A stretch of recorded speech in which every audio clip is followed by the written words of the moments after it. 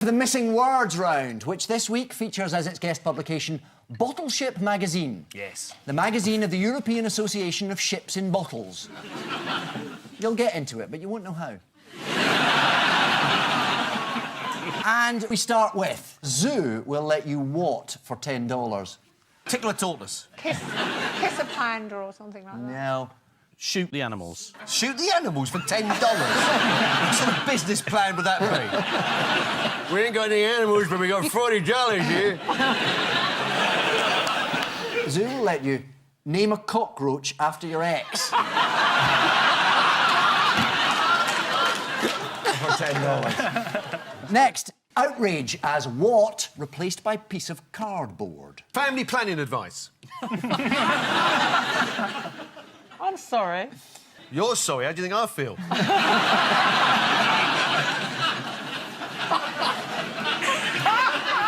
Is Russia's eternal flame. Yeah. One of Russia's commemorative eternal flames was replaced with a cardboard cutout, hoping no one would notice. Here it is. Furious Margate grandma demands Tesco what after what?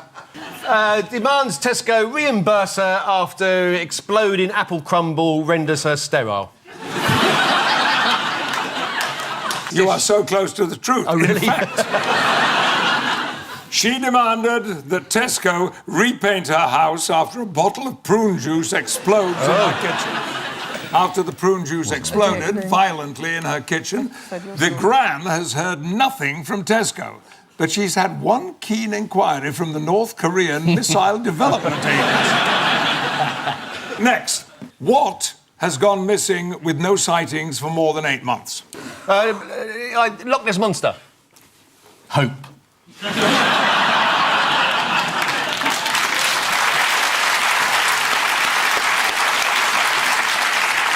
It was the Loch Ness Monster. If you believe this story, you really should take a long, hard look in the mirror, as they're the only paper that bothered to cover it. Time now for the Missing Words round, which this week features, as its guest publication, Window Cleaning Magazine. After a number of negative articles about one window cleaner, he accused the magazine of a smear campaign.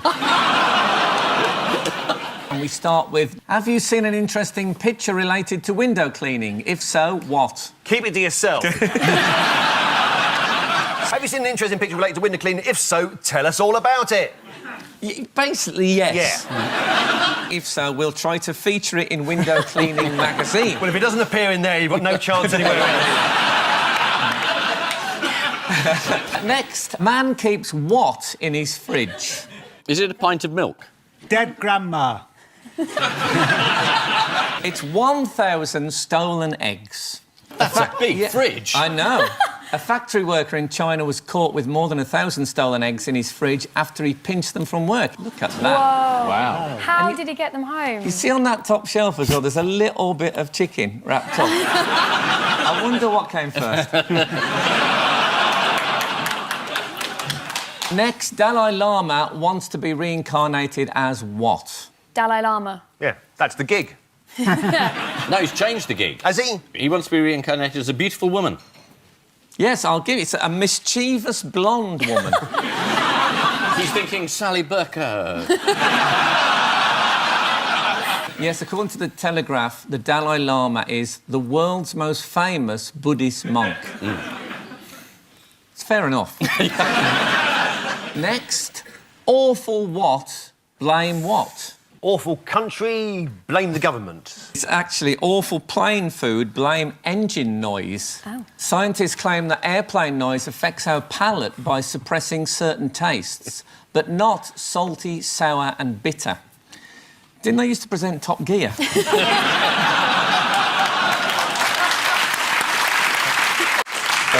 Next, Peter Adams analyses Reginald's what? It's got to be bonsai, isn't it? Oak. Peter Adams analyses Reginald's tree and finds it isn't bonsai, it's just very far away. No, it was bonsai. It was Peter Adams analyses Reginald's bonsai. Here's Peter Adams in bonsai focus. That's his actual size, obviously. Several celebrities own bonsai trees, such as Ronnie Corbett. He likes a bit of shade. Does Tom Cruise have a bonsai as well? Hey, don't slag Tom off, all right? It was just a normal-sized tree. Leave him but you alone. made it Leave him look- alone. He's suffered enough. Did you go and see him because you're going to have a remake of Twins, the Danny DeVito and Arnold Schwarzenegger film?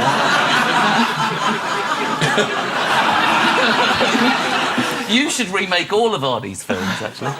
It'd be You have fantastic. been well and truly rumbled The there. Terminator. Yeah. I'll be back. I'm telling you that. I will be back. I'll bloody be back. I'll tell you. I'll tell you that. I'll be back. Big commando facing all those people. Oh, watch it, lads. Someone's Yeah. going to get hurt. Is there any other impressions you do other than me? I do Tony Blair, but then I sound like him anyway. Offend someone in Tony Blair's voice.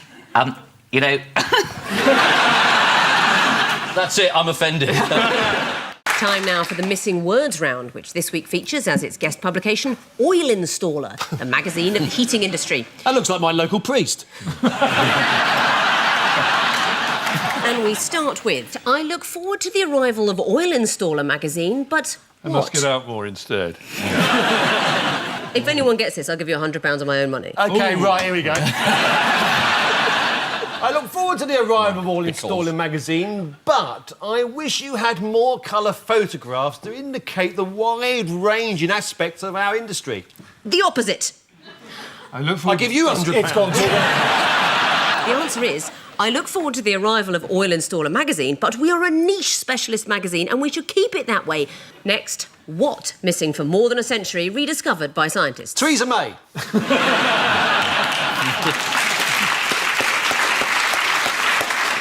The answer is faceless fish, missing for more than a century, rediscovered by scientists. This is the faceless fish that was spotted this week for the first time in Australia since 1873. According to the scientist who found the fish, you can't see any eyes, any gills or any mouth. I think what you found there, mate, is a stick. Next, what? No longer a dirty word. Coffee. Dirty. Oil. Oil, no longer a dirty word. According to Oil Installer, oil is no longer a dirty word. Well, that depends on your point of view. For some, oil is refined. For others, it's crude. And finally, big birds are more likely to what? Fly short distances. Cluck longer. Big birds are more likely to be faithful.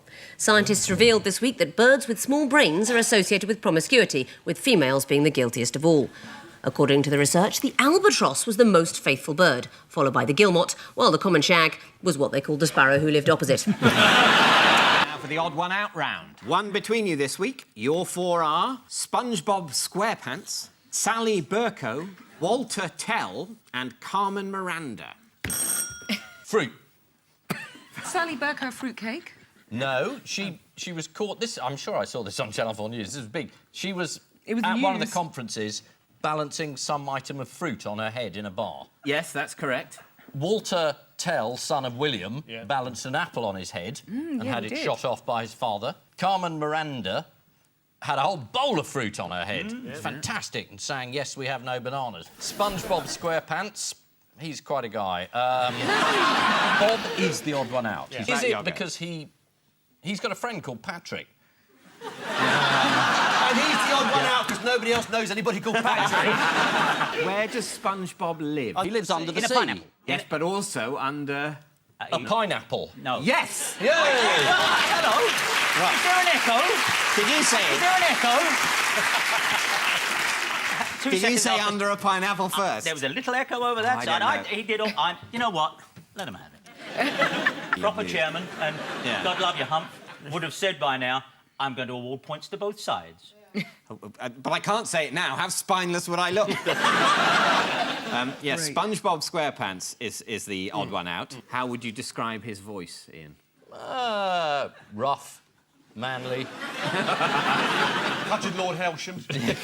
Well, Tom Kenny, the man behind the distinctive voice, describes it as a dolphin with a touch of seagull thrown in, which is also a starter at Heston Blumenthal's. Can you name any of Carmen Miranda's hits? Yes. We have I like you very much.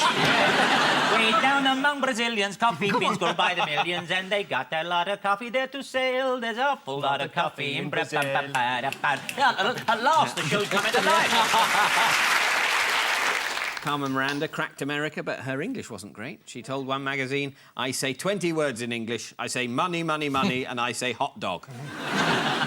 She went on to teach Nancy DeLolio how to speak English. Yes, they've all had fruit on their heads, apart from SpongeBob SquarePants, who lives under a pineapple in a fun town under the sea. Sort of like Blackpool will be once all the fracking starts. Farmer Ben Fletcher's sweet potato, Geminoid F, Kellogg's cornflakes, and John Prescott's office. Yeah, I think this is about sex, basically. That's sex? Yeah, because Geminoid F is a sex robot. I've heard, I've been told. I read somewhere, I saw it on television, something like that. Anyway, Farmer Ben Fletcher's, he's the farmer who keeps unearthing sensuous potatoes. Sensuous potatoes? Sensuously shaped Your knowledge about this is disturbingly thorough. And I think the office is where John Prescott had sex. Yeah. With that lampshade. Temple. With a lampshade. With a lampshade. And it was revealed that Kellogg, the originator of cornflakes, was anti-sex. Those people had cornflakes in the morning instead of having sex. Therefore, all the other three are about sex, except cornflakes. I suggest it's cornflakes. You listen, that's amazing. It's like watching a Scottish Columbo. Wasn't it? Because you went through each of the facts one by one, and I deduce. It was brilliant. If you wait long enough in a programme, you get onto your specialist subject. Sensual potatoes. Dr. John Harvey Kellogg and his brother Will came up with the cornflake recipe as they believed that plainer foods helped cleanse the body and mind of erotic desires. Though there was an unfortunate misunderstanding early in the marketing process when he asked a designer to put a massive cock on the cereal packet.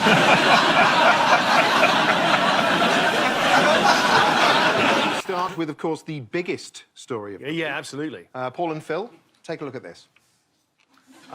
David Cameron's ex. Oh, that's the... Tim Martin. Oh, yes. Wetherspoons. Wetherspoons pubs, yes. That's Pigs in Blankets, I think.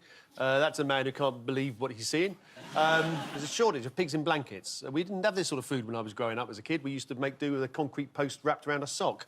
How'd you wrap a concrete post around a sock? Oh, that's the trick of it. It's part puzzle, part dinner.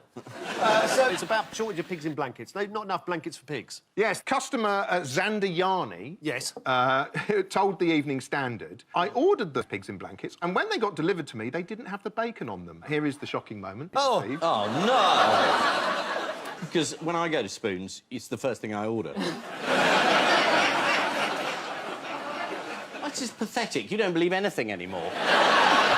It's your butler that orders it for you. You use the app. There's an app. The app is amazing. What does the app do? It's Wetherspoons without the human interaction. Oh, yeah. So it's just the alcoholism. Yeah. And you go in, you sit down, you note your table number, you get on the app, you tell them which pub you're in, and you order, and you don't have to talk to anyone. I got Black Mirror all wrong, because the future in technology is brilliant. This is the shocking news about a shortage of pigs in blankets in Wetherspoons. What exactly happened? Due to a shortage of seasonal workers in the pigs in blanket factory. This is Brexit hitting Christmas. Yes, it is. It is. Over to Emma. Uncertainty. That's all we got time for. This was... This was flagged, Ian, in October. Yes. Was it? Yes, by the Food Authority. They said we may not have enough seasonal workers because pigs in blankets can't be done by machines. The ironic thing is Tim Martin, the head of Wetherspoons, is a strident Brexiteer. And now so it's sort of ironic, isn't it? Well, it's like he's been served a bowl of chicken karma. On the Wetherspoons app. According to the British Meat Processors Association, the UK was not attracting enough EU workers, which could have a detrimental impact on the supply of fiddly items. Oh. Adding pigs and blankets are a very labour-intensive thing to make, and we're short of labour. Well, we're very short. What were Wetherspoons celebrating last week? The money they've saved on bacon. The fact that when you walk in, the carpet's quite squishy. You've heard. I'm down there all the time. I hate this vision of myself as not a Spoons kind of guy. Actually, it was their 40th birthday. To celebrate, would you like to have a listen to what I like to think of as the official Wetherspoons song? Yeah, please. Let's have a look. Absolutely. I love spoons, spoons, spoons, pull the tap, give me a pint. I love spoons, spoons, spoons, I'm gonna be here after night. Have a shot, have a straight, double up, yeah, go on, mate. Tell your bird you'll be home late, cause the spoons is fucking good. I love spoons, spoons,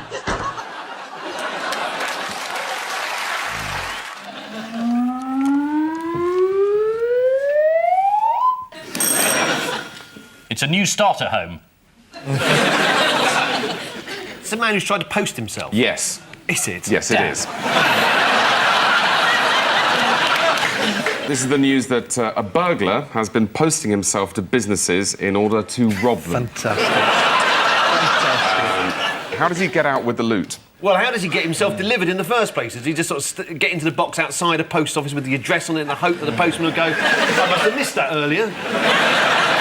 15-stone package. Do you know what ruined the plan in the end? Yeah, wrong postage. Yeah, not enough. This isn't a British story, though, is it? No, he's Polish. Yeah, because you'd just die in the box, wouldn't you? Waiting to be sent. They force him through the letterbox. do not bend. It specifically said do. Time now for the Missing Words round, which this week features as its guest publication Skirmish, the living history magazine. 10.66. That's too much to pay, isn't it? Each issue should cost a £5. And we start with a common question I get asked at battle reenactments is what side are you on? Are you my minicab driver? Weren't I married to you in Maidstone in the 1960s? Any one of the three. I actually went to a living history festival once. There were whole fields full of people, some Vikings and then sort of Peninsular War soldiers and Anglo-Saxon. There was a group of them, and there was just one bloke sitting on a chair, and round him were loads of women, and he said, I'm the mead lord. Everyone here is just here to serve me mead. And I said to one of the women, why do you do this? And she said, he's got a car. I went to a World War II reenactment. I was making a film about aspects of Ireland near Cork, and they had all the sort of gear, you know, the right uniforms, the vintage motors. And at one point, a Winston Churchill lookalike came up to me. He had the hat, he had the cigar, he had the waistcoat, he had the entire look. He looked like Winston Churchill, and he said to me, Paul, I'm a big fan of yours. It was very disturbing. OK, well, here we are. A common question I get asked at battle reenactments is, why do you and your mates always play Germans? These are English reenactors who always take the part of the German army. Talking about the origins of the World War I reenactment group, their leader said, we started in Belgium, so full marks for authenticity. Next, penguins in Norfolk are what? Lost. Related? Demanding a penguin's vote. Are breeding with their relatives. Bored? Penguins in Norfolk are too randy. Oh. Penguins never have any difficulty finding a mate, as they're notoriously easy to pick up. And finally, man in Hull drives car into what? Hull. Frenzy, Utopia, City Centre, Mrs. Watson. Mrs. Watson's dog. Alan. Gap in the road where there are no yellow lines? Oh, no, well, sort of to do with the road. Man in Hull drives car into large hole. This is Grant Parker from Hull, who drove his car into a massive pothole. Here he is illustrating how big the hole is. Wow. Grant said, I thought hell had opened up as he drove into Hull. Time now for the Missing Words round, which this week features as its guest publication Reg Transfers, the magazine for the world of personal number plates. And we start with Simon Cowell reveals what? Reveals his number plate. You probably can't see Simon Cowell's number plate for all the cigarette smoke billowing around his pregnant girlfriend. Did you see? There were pictures of... Did you not see that? People smoking? There's a picture of him in a car, fagging away, pregnant girlfriend in the passenger seat. Unbelievable. Lovely. I thought he was evil before. Simon Cowell reveals his baby name choice is Simon. Oh. The baby's due in February. Simon Cowell's already got a high chair, some tiny clothes and a booster seat. All he needs now is to get some stuff for the baby. Next, Cornelius Gurlitt has been hiding what? Is it complete as it is? Just been hiding. That's the Nazi art. Masterpieces, yeah. I will give you that. Cornelius Gurlitt has been hiding secret Nazi art stash. Yeah. All the paintings were confiscated in the early 1940s, or as art historians call it, Hitler's angry period.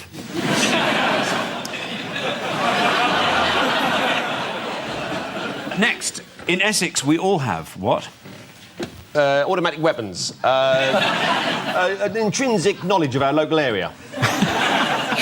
Personalised number plates. Personalised plates. Yeah. There we are, yes. In Essex, we all have personal plates. I wanted my initials on my car, but I didn't fancy splashing out in the personalised number plate, so I just bought a second-hand AA van. Brilliant. Next, police dogs will receive what? I know this. Go on, then. Pensions. They're going to get pensions. Pensions? Absolutely right. And rightly so. Yeah. Rightly so. Yeah. I can't believe nobody said truncheon meat. Now, they did. That response is the reason why nobody did. Next, George W. Bush planning what? A gallery, an exhibition. Yeah. He's going to open an exhibition. Yeah, but that's almost there, yes. He's planning to paint a series of... He's planning to paint a... Oh, Lord. George W. Bush planning to paint portrait series of world leaders. God, we used to accuse him of not being able to read. Yeah. According to the Telegraph, he is also known to dabble in landscapes, as the people of Iraq know only too well. And finally, David Suchet admits to what when playing Poirot? Oh, I know that one. Yeah. What is it? Yes, he's got a penny up his arse, hasn't he? So it helps him mince the walk. Oh, absolutely right, yep. David Suchet admits to clenching a penny between his buttocks when playing Poirot. Which he learnt from Laurence Olivier. Yeah. Who I think had more than pennies up his arse at one stage.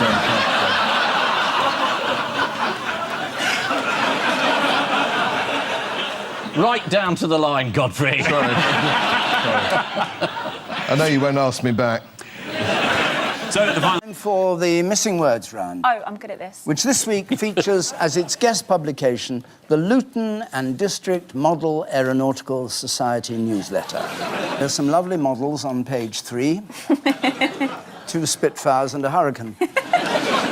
And we start with Jesus turns up what? And gives Richard Dawkins a real shock. Jesus turns up the heating. Jesus turns up in a scone in Stafford. You got the food wrong. Got the food wrong. Scones, crisps, sponge cake. No. Toast. No. Walnut whip. Yeah. No. Face like a walnut whip. No. Oh, no, I won't go through all the food stuffs in the world. Jesus turns up on a halloumi tortilla wrap. So there it is. Oh. Oh, really? Yeah. The image of Christ was found on a tortilla bought at a local supermarket, part of Morrison's Meals for the 5,000 range. Next, naked police officer catches sight of what? Naked police officer catches sight of his wife in bed with 3 policemen, and he goes in and he says, hello, hello, hello, and she says, what's the matter? Aren't you talking to me, then?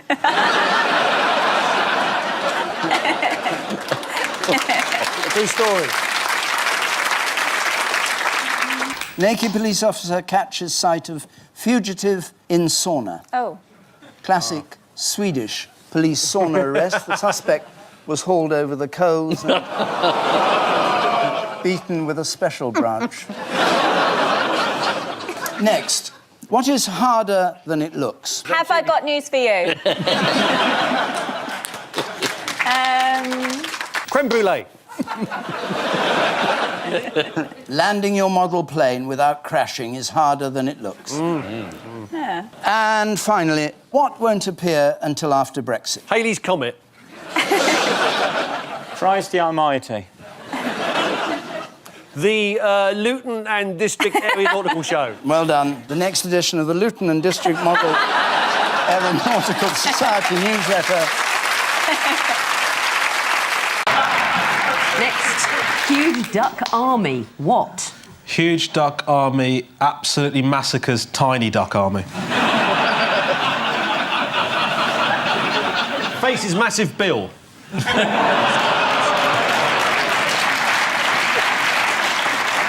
Huge duck army patrols South African vineyard.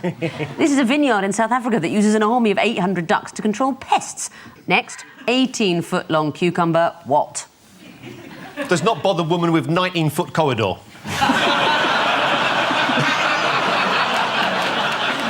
18-foot-long cucumber available for events. The Cucumber Growers Association.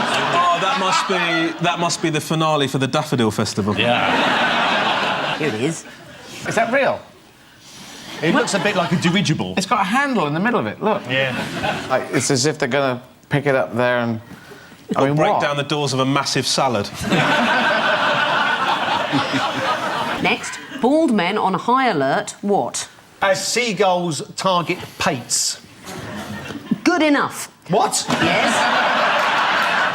Bald men on high alert as marauding owl attacks. It is a bird one. This is about an owl terrorising people in Devon. One bald victim of the so-called terror owl was Richard Clevedon Smith, who reluctantly agreed to recreate the incident for the local paper.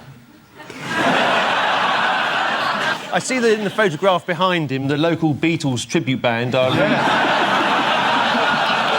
restaging the cover to Abbey Road. Time now for the missing one. And so to round two, the picture spin quiz. Fingers on buzzers, teams. This is the very irate people of Cornwall who are upset that weathermen are standing in front of their part of the nation. She's not, though. No. She's got the hang of it. This is Cornwall-compliant weather forecasting. But... Yeah. It looks as though it's very hot in Cornwall, though. The Isles... Quite like to go. Absolutely right. I think we should have a look at some examples that have been cited by the people of Cornwall. Here's the first one. And then there's this. Yeah. And finally... How far have the Cornish complaints gone? To London. All the way to the top of the Cornish Tourism Board. The head of Visit Cornwall, Malcolm Bell, met with the BBC and Met Office officials for Clear the Air talks this week. BBC weather presenters are now standing well back from the map. They've stuck a great big 9 on it now, though. They won't be happy with that. Why might the Met Office change the way it names storms? Oh, if you've got a storm with a female name, people don't take it quite so seriously. This is what I've heard. Spot on. Storm Elsie, they don't take any notice of that, but Storm Roger, they're more worried about. Absolutely. They believe storms given female names are more dangerous because people take them less seriously. That's not the experience in my house, I have to say. Well... Nor mine. Let's test that out. Let's test it out. Which storm would you be more afraid of, Storm Tim or Storm Janie? Storm Janie. Janie. That's unanimous. How did the wrong camera angle cause embarrassment for Sky Sports this week? It's a cracker, this. It was an unfortunate moment on Sky Sports when presenter Kelly Cates hands over to former footballers Gary Neville and Jamie Carragher. Let's take a look at this remarkably subtle bit of TV direction. After 3 wins in 4, particularly after the win against Brighton, we're expecting he's going to be in a good mood. How significant was that last win? It was a huge win. I mean, relegation and getting the actually in good form as well. Yes, I mean, 9 points over 12 at this late stage. It's great, isn't it? That's done as a joke, surely. No. I think it was the way the direction, the camera angle we're taking it from, but she was expecting it to happen, I think. Right, yeah. Who's not happy with South London Football Club, Sydenham United? Their oldest fan, Sid Ham. Doesn't like the way they've taken his name. No, sadly not. No. London rivals Streatham Rovers, who tweeted this ahead of a meeting between the two teams this week.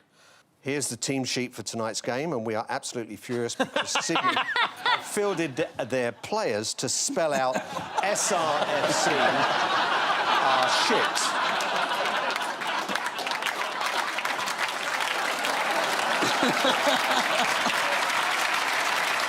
That's beautiful. Streatham went on to tweet, "Glad some of you are finding this amusing, but I'll tell you what, the gaffer has stuck this up in our changing room, and that's it. No need for a team talk. The players will be well up for this." They lost 3-1. This is the Cornish Tourist Board complaining about BBC weather presenters. A spokesman for Visit Cornwall said the problem was that People watch the forecast and make snap judgments about whether or not they will travel down for short breaks. To which a spokesman for Visit Salisbury replied, "You think you've got problems?" Did you spot the make of the oven there? No. Do you want to play a game of Name That Oven? Yeah, always. It's a great game I've put together. This is how it's going to work. Okay. Pay attention. Yeah. I'll show you an oven. Yeah. You tell me what make it is. Oh, I love this game. Is this going to replace us on BBC One? Yeah. This is the only bit they'll play. This is just in case it all goes horribly wrong again. Name that oven. You took the catchphrase right out of my mouth. Go on, you can introduce it, Ian. And tonight on BBC One, the unbiased Name That Bosh. OK, let's have our first oven, please. Fingers on buzzers. Oh.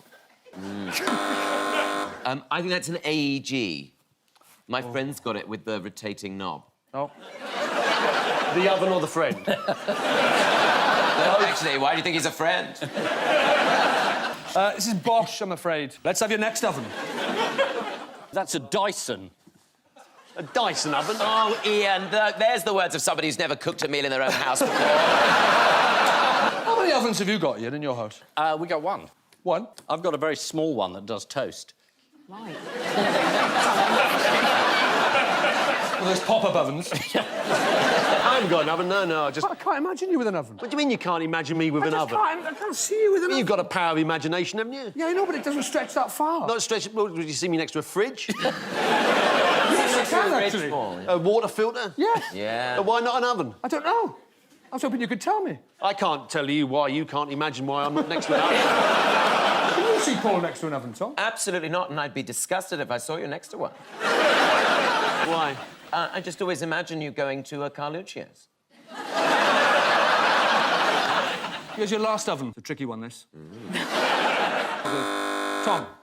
Neff. That'll do, it's hot point. Oh. For the odd one out round, it's just one between you this week. Your four are the seaside village of Lansing, Norwich City FC's open-top bus parade, filming of Bond 25, and Vladimir Putin's ice hockey victory lap. Ooh. OK, so I think there might have been an accident on the latest James Bond film. A stuntman might have fractured an ankle or something. So is it about accidents? Did one of the Norwich City players fall off the bus, or did they have an injury during a match? Someone playing hockey with Putin have some sort of unfortunate poisonous attack and... The clue is it's to do with length. Was Bond too long as a film? What happened as a result of these accidents? Somebody got injured.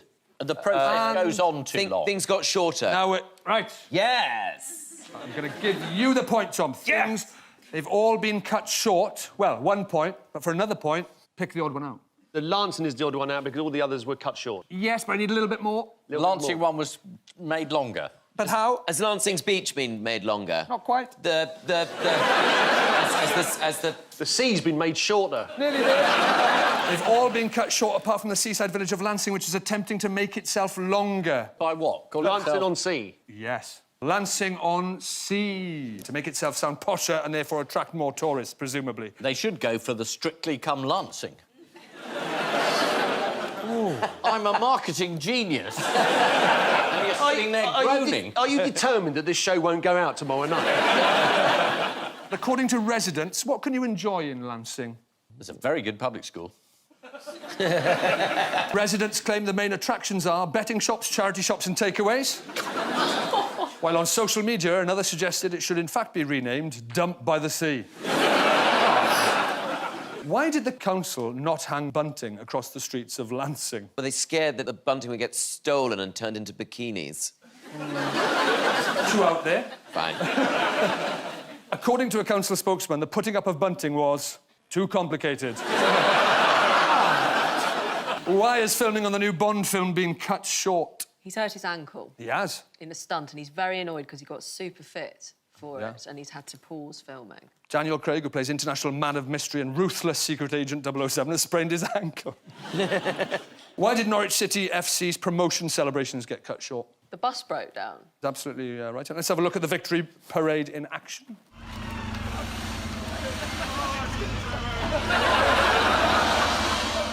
How was Vladimir Putin's ice hockey victory lap cut short? He fell over. Let's have a look. The section of carpet was especially laid out on the ice, as shortly afterwards was the body of the person who put it there, I imagine. They've all been cut short, apart from the seaside village of Lansing, which is attempting to make itself longer.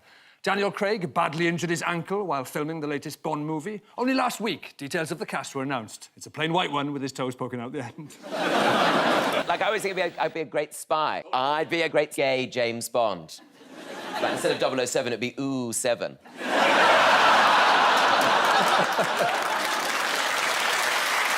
Time now for the odd one out round. Ian and Julia, you have 4R. Pot Black Snooker, the Biami tribe, the Natural Environment Research Council's polar research vessel, and the fossilised egg of an elephant bird. Well, we know about the polar vessel because people voted for it to be called Boaty McBoatface. And Boring McBoringface in the government decided that was wrong because they're going to call it the Sir David Attenborough. But that prompted a petition, rather wonderfully, for Sir David Attenborough to change his name by deed poll to Sir David McDavidface. So it's about changing your name?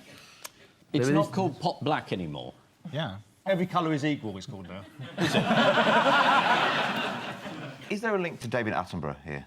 Yes, because David Attenborough was the controller of BBC Two when he commissioned Pot Black back in 1969. Because it was a programme made for colour TV, as it was. Did he discover all these apart from which one didn't he? He didn't He didn't discover that, but he was named after it or something. Is the right answer. Yay.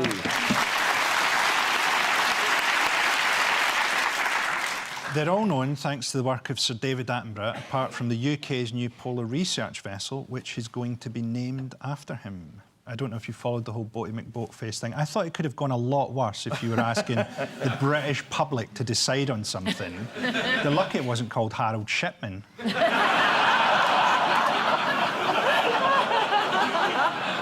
hitherto unknown Biami tribe of Papua New Guinea were discovered by David Attenborough while filming a documentary in 1971. What did David Attenborough do with the egg from the gigantic but extinct elephant bird? He had to put it together because, put it all back together. He reconstructed it from over 1,000 pieces. Here's what he started out with. And here's his first attempt.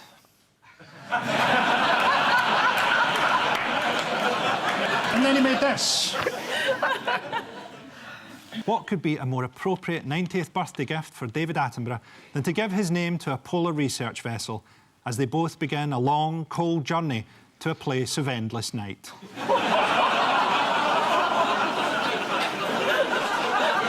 Happy birthday, Sir David.